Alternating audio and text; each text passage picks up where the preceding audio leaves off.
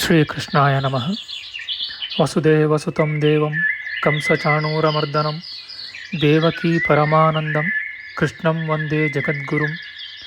ಬ್ರಹ್ಮಸ್ಥಾನ ಸರೋಜ ಮಧ್ಯವಿಲಸಚ್ಛೀತಾಂಶು ಪೀಠಸ್ಥಿತಂ ಸ್ಫೂರ್ಜತ್ಸೂರ್ಯರುಚಿಂ ವರಾಭಯಕರಂ ಕರ್ಪೂರಕುಂದೋಜ್ವಲಂ ಶ್ವೇತಸೃಗ್ವಸನಾನುಲೇಪನಯುತಂ ವಿದ್ಯುದ್ರುಚಾ ಕಾಂತಯ ಸಂಶ್ಲಿಷ್ಟಾರ್ಧತನುಂ ಪ್ರಸನ್ನವದನಂ ವಂದೇ ಗುರುಂ ಸಾದರಂ. ಶ್ರೀ ಗುರುಭ್ಯೋ ನಮಃ. ಲಂಬೋದರಂ ಪರಮಸುಂದರಮೇಕದಂತಂ ರಕ್ತಾಂಬರಂ ತ್ರಿನಯನಂ ಪರಮಂ ಪವಿತ್ರಂ ಉದ್ಯದ್ದಿವಾಕರಕರೋಜ್ವಲಕಾಯಕಾಂತಂ ವಿಘ್ನೇಶ್ವರಂ ಸಕಲವಿಘ್ನಹರಂ ನಮಾಮಿ. ತ್ವಾಂ ದೇವ ವಿಘ್ನದಲನೇತಿ ಚ ಸುಂದರೇತಿ ಭಕ್ತಿಪ್ರಿಯೇತಿ ಸುಖದೇತಿ ಫಲಪ್ರದೇತಿ ವಿದ್ಯಾಪ್ರದೇತ್ಯಗಹರೇತಿ ಚ ಯೇ ಸ್ತುವಂತಿ ತೇಭ್ಯೋ ಗಣೇಶವರದೋ ಭವ ನಿತ್ಯಮೇವ. ಶ್ರೀ ಮಹಾಗಣಪತಯೇ ನಮಃ. ಯಾ ಕುಂದೇಂದು ತುಷಾರಹಾರಧವಳ ಯಾ ಶುಭ್ರವಸ್ತ್ರಾವೃತ ಯಾ ವೀಣಾ ವರದಂಡಮಂಡಿತಕರ ಯಾ ಶ್ವೇತಪದ್ಮಾಸನ ಯಾ ಬ್ರಹ್ಮಾಚ್ಯುತ ಶಂಕರ ಪ್ರಭೃತಿಭಿಃ ದೇವೈಃ ಸದಾ ವಂದಿತಾ ಸಾ ಮಾಂ ಪಾತು ಸರಸ್ವತೀ ಭಗವತಿ ನಿಶ್ಶೇಷಜಾಡ್ಯಾಪಃ. ಶ್ರೀ ಸರಸ್ವತ್ಯೇ ನಮಃ.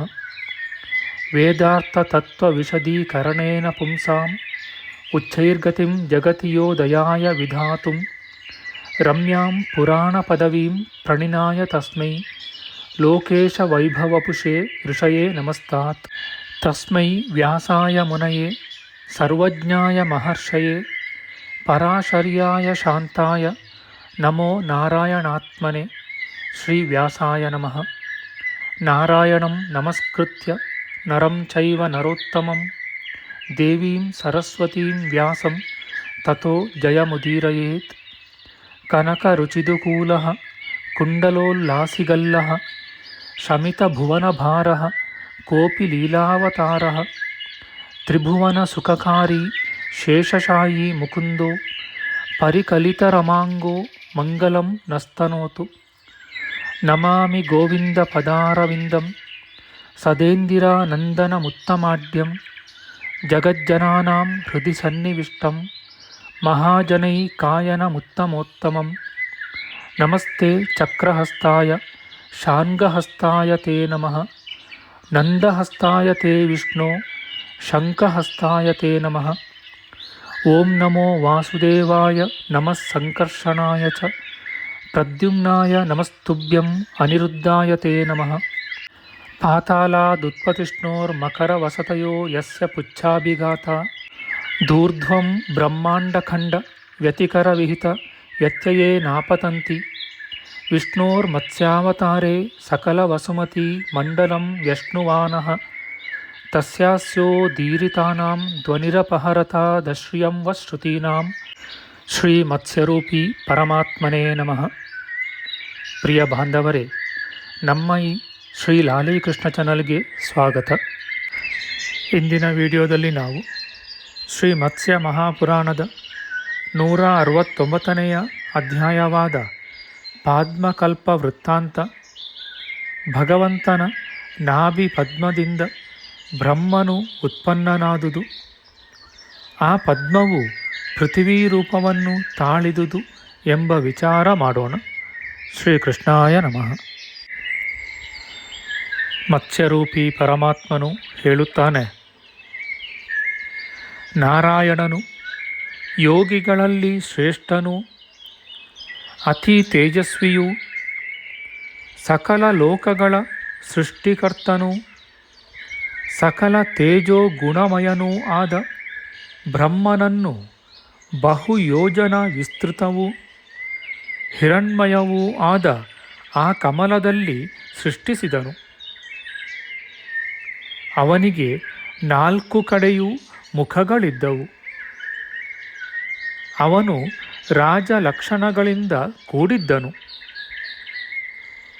ಆ ನಾರಾಯಣನಿಂದ ಉತ್ಪನ್ನವಾದ ಆ ಶ್ರೇಷ್ಠವಾದ ಪದ್ಮವು ಭೂಮಿಯ ರೂಪವಾದುದೆಂದು ಪುರಾಣಗಳನ್ನು ಬಲ್ಲ ಮಹರ್ಷಿಗಳು ಹೇಳುತ್ತಾರೆ. ರಸಭರಿತವಾದ ಆ ಪದ್ಮವನ್ನೇ ಪೂಜ್ಯಳಾದ ಪೃಥಿವಿ ಎನ್ನುತ್ತಾರೆ. ಪದ್ಮದಲ್ಲಿ ಗಟ್ಟಿಯಾದ ಉಬ್ಬುಗಳನ್ನು ಪರ್ವತಗಳೆಂದು ಹೇಳುತ್ತಾರೆ. ಹಿಮವಂತ, ಮೇರು, ನೀಲ, ನಿಷಧ, ಕೈಲಾಸ, ಮುಂಜವಂತ, ಗಂಧಮಾದನ, ಪುಣ್ಯಕರವಾದ ತ್ರಿಶಿಖರ, ಮನೋಹರವಾದ ಮಂದರ, ಉದಯ, ಪಿಂಜರ, ವಿಂಧ್ಯ ಇವು ಪ್ರಸಿದ್ಧವಾದ ಪರ್ವತಗಳು. ಇವು ಎಲ್ಲ ಬಗೆಯ ಇಷ್ಟಾರ್ಥಗಳನ್ನು ಕೊಡತಕ್ಕವು. ದೇವಗಣಗಳಿಗೂ ಮಹಾತ್ಮರೂ ಪುಣ್ಯಶೀಲರೂ ಆದ ಸಿದ್ಧರಿಗೂ ಆಶ್ರಯವಾಗಿದೆ. ಇವುಗಳ ನಡುವೆ ಇರುವ ದೇಶಕ್ಕೆ ಜಂಬೂದ್ವೀಪವೆಂದು ಹೆಸರು. ಇಲ್ಲಿ ಯಜ್ಞ ಸಂಬಂಧವಾದ ಕರ್ಮಗಳು ನಡೆಯುವವು. ಇದೇ ಜಂಬೂದ್ವೀಪದ ಮುಖ್ಯ ಗುರುತು.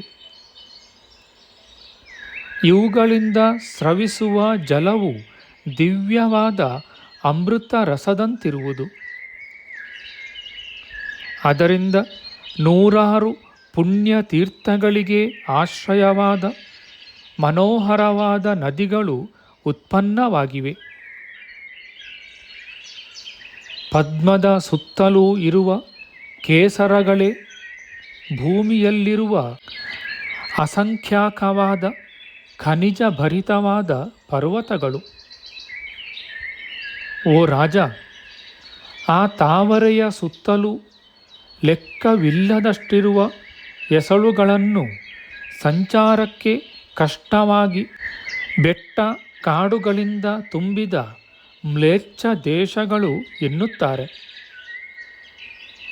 ಕೆಳಭಾಗದ ಎಸಳುಗಳು ದೈತ್ಯರು, ಸರ್ಪಗಳು ಮತ್ತು ಪಕ್ಷಿಗಳು ವಾಸ ಮಾಡುವ ದೇಶ ಭಾಗಗಳೆಂದು ತಿಳಿಯಬೇಕು. ಅವುಗಳಲ್ಲಿ ಮಹಾಸಾಗರವು ಇರತಕ್ಕ ಪ್ರದೇಶಕ್ಕೆ ರಸೆಯೆಂದು ಹೆಸರು. ಘೋರ ಪಾತಕಗಳನ್ನು ಮಾಡಿದ ಮನುಷ್ಯರು ಅಲ್ಲಿ ಮುಳುಗುತ್ತಾರೆ. ಪದ್ಮದ ಒಳಗಡೆ ಅಖಂಡ ಸಾಗರದಿಂದ ಆವೃತವಾದ ಪ್ರದೇಶಕ್ಕೆ ಮಹಿ ಎಂದು ಹೆಸರು. ಅದರ 4 ದಿಕ್ಕುಗಳಲ್ಲೂ 4 ಸಮುದ್ರಗಳಿರುವವು. ಹೀಗೆ ಪುಷ್ಕರದಿಂದ ಎಂದರೆ ಕಮಲದಿಂದ ಉತ್ಪನ್ನವಾದ ಭೂಮಿಯು ನಾರಾಯಣನ ಸಲುವಾಗಿಯೇ ಮೀಸಲಾಗಿರುವುದು.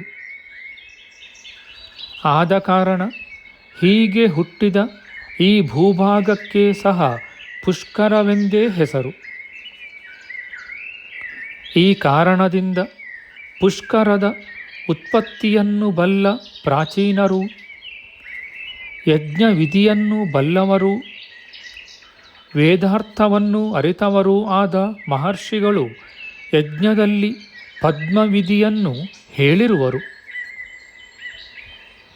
ಹೀಗೆ ಆ ಭಗವಂತನು ಎಲ್ಲ ಪರ್ವತಗಳು, ನದಿಗಳು ಮತ್ತು ಜಲಾಶಯಗಳು ಭೂಮಿಯಲ್ಲಿ ಸ್ಥಿರವಾಗಿ ನಿಲ್ಲುವ ರೀತಿಯನ್ನು ಏರ್ಪಡಿಸಿದನು.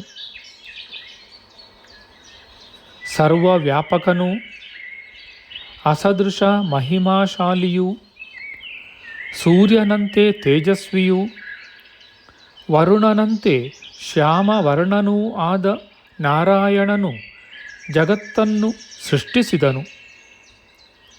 ಮತ್ತು ಜಗದ್ರೂಪನೂ ಪದ್ಮದ ಆಶ್ರಯನೂ ಆದ ಆ ಭಗವಂತನು ಮಹಾಸಾಗರದಲ್ಲಿ ಶಯನಿಸಿದನು.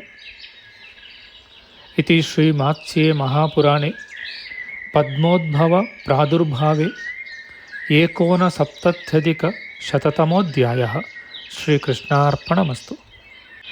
ನಮ್ಮ ಮುಂದಿನ ವಿಡಿಯೋದಲ್ಲಿ ನಾವು ಶ್ರೀ ಮತ್ಸ್ಯ ಮಹಾಪುರಾಣದ 170ನೇ ಅಧ್ಯಾಯವಾದ ಪಾದ್ಮಕಲ್ಪ ವೃತ್ತಾಂತ ಮಧುಕೈಟಭರೆಂಬ ಅಸುರರ ಉತ್ಪತ್ತಿ, ಮಹಾವಿಷ್ಣುವಿಗೂ ಅವರಿಗೂ ಸಂವಾದ, ಅವರ ಕೋರಿಕೆಯಂತೆ ವಿಷ್ಣುವು ಅವರನ್ನು ಸಂಹರಿಸಿದುದು ಎಂಬ ವಿಚಾರ ಮಾಡೋಣ.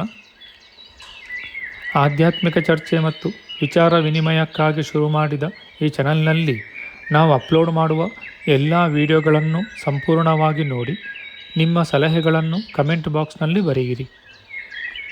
ಈ ಚಾನಲ್ಗೆ ಸಬ್ಸ್ಕ್ರೈಬ್ ಮಾಡಿ ಹಾಗೂ ಬೆಲ್ ಬಟನ್ ಒತ್ತಿ ನಾವು ಹಾಕುವ ಎಲ್ಲ ವಿಡಿಯೋಗಳನ್ನು ನೋಡಿ ಪ್ರೋತ್ಸಾಹಿಸಿ. ಕೃಷ್ಣಂ ನಾರಾಯಣಂ ವಂದೇ ಕೃಷ್ಣಂ ವಂದೇ ವ್ರಜಪ್ರಿಯಂ, ಕೃಷ್ಣಂ ದ್ವೈಪಾಯನಂ ವಂದೇ ಕೃಷ್ಣಂ ವಂದೇ ಪೃಥಾಸುತಂ. ಶ್ರೀಕೃಷ್ಣಾಯ ನಮಃ.